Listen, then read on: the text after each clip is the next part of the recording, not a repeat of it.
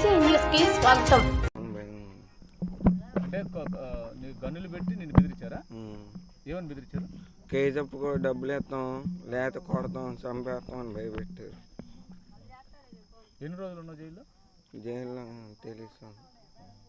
ఇప్పుడు ఎలా ఉంది? నువ్వు బయటకు వచ్చావు, ఎలా ఏమనిపిస్తుంది నీకు? ఏమనిపించలేదు, ఇంటికి వెళ్ళిపోవాలి. పార్టీ ఏం చేసుకోవాలి, నా బర్త్డే అయితే కేక్ కటింగ్ చేసుకున్నాం. దానివల్ల నన్ను ఎత్తుకు పోలీసు. నా పేరు వేముల సతీష్ కుమార్. మేము ఆ రోజు సింగనగర్ ఫ్లైఓవర్ దిగంగానే అక్కడ సీఎం చూసి వెళ్ళిపోయాము. మేము ఆ స్కూల్ దగ్గర అయితే లేము, మేము మీరా గారు కొట్టింది అది ఇదని బెదిరించి పోలీసు వాళ్ళు నైట్ 11ంటికి మా అమ్మ మా అందరినీ తీసుకెళ్ళి పోలీస్ స్టేషన్లో భయపెట్టారు. మా ఫ్రెండ్స్ని నన్ను అందరినీ తీసుకెళ్ళి. ఇప్పుడు నువ్వు రాయితో ఆయన కొట్టావా? మేమే కొడతాం సార్, మేమైతే కొట్టలే. మేము ఆ రోజు పనికి వెళ్ళి వచ్చాం, బయలుదేరి పనికి. మేమైతే కొట్టలే. అంటే నువ్వు 2 అంతస్తుల మిద్ది మీద నుంచి కేడుపాలతో కొట్టావు అది ఇది అని చెప్తున్నావు. నువ్వు అసలు ఆ సంఘటన జరిగినప్పుడు నువ్వు ఆ ఏరియాలో ఉన్నావా? అసలు నేను లేని కూడా లేను సార్. ముఖ్యంగా ఇప్పుడు ఏ పోలీసులు తీసుకెళ్ళి ఏం చెప్పారమ్మా? ఏమన్నారు నిన్ను? నిన్నైతే అటు వందల రోడ్డు వైపు చీకటికొండ రోడ్లోకి తీసుకెళ్ళి కార్లో సార్లు కూర్చోబెట్టి గన్లు అవి పెట్టించి బెదిరించిండ్రు. పార్టీలు చేయమని చెప్పినారని చెప్పండి అడిగారు. ఒకసారి 3 స్టార్ సార్ అయితే 2 లక్షలు ఇస్తాం కేసు ఒప్పుకొని భయపెట్టించారు. పేరు తెలియదు. ఇప్పుడు నీకు ఎలాంటి న్యాయం కావాలంటావు? అంటే నువ్వు తప్పు చేయలేదు, నువ్వు ఇన్ని రోజులు నువ్వు జైల్లో ఉన్నావు, దీని మీద ఎలాంటి న్యాయం కావాలి? అంటే నీకేమన్నా మళ్ళీ ఇప్పుడు భయం ఏమైనా ఉందా? మళ్ళీ వాళ్ళు ఏమైనా పోలీసులు వచ్చి నీ మీద పోలీసు నేను ఆ రోజు నైట్ కేక్ కటింగ్ వేసుకున్నాను. సీఎం దెబ్బ తగిన రోజు పోలీసు వాళ్ళు వచ్చారు.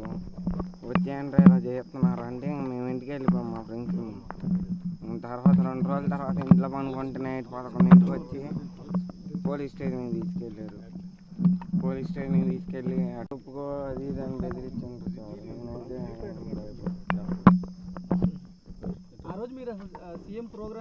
తెలుసా ఆ ముద్దాయి ఆ రోజు 13వ తారీఖు ఆ ముద్దాయి హిమ్సెల్ఫ్ అతను 200 రూపాయలు కార్యకర్తగా పనిచేశాడు.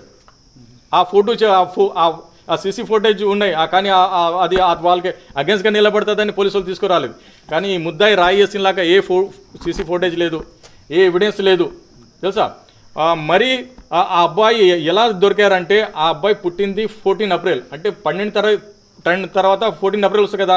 ఆయన అక్కడ అదే లొకేషన్లో ఆయన బర్త్డే చేసుకున్నాడు.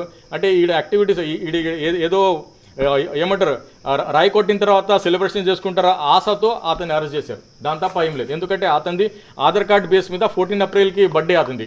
సో ఇది 13 ఏప్రిల్ 8 గంటలకు అయింది కదా, రాత్రి 12 గంటలకు ఆయన సెలబ్రేషన్ చేసుకున్నారు. పోలీసు వాళ్ళు నమ్మారు ఇది అని, అలా బలుపషి చేశారు, మంచి బక్కరా దొరికాడని. దాని తప్ప ఇంకా ఏం లేదమ్మా. ప్రూవ్ చేయాలి కదా, ఏ పాత్ర లేదు అది చెప్తున్నా కదా క్లియర్ కట్.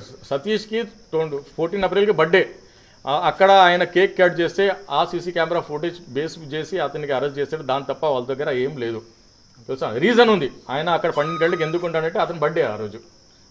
అదే వాళ్ళు చిన్నపిల్లలు ఉన్నారు కదా, మైనర్ పిల్లలు, వాళ్ళు కూడా అదే చెప్పారు, ఆయన అక్కడ బర్త్డే సెలబ్రేషన్ చేశారని.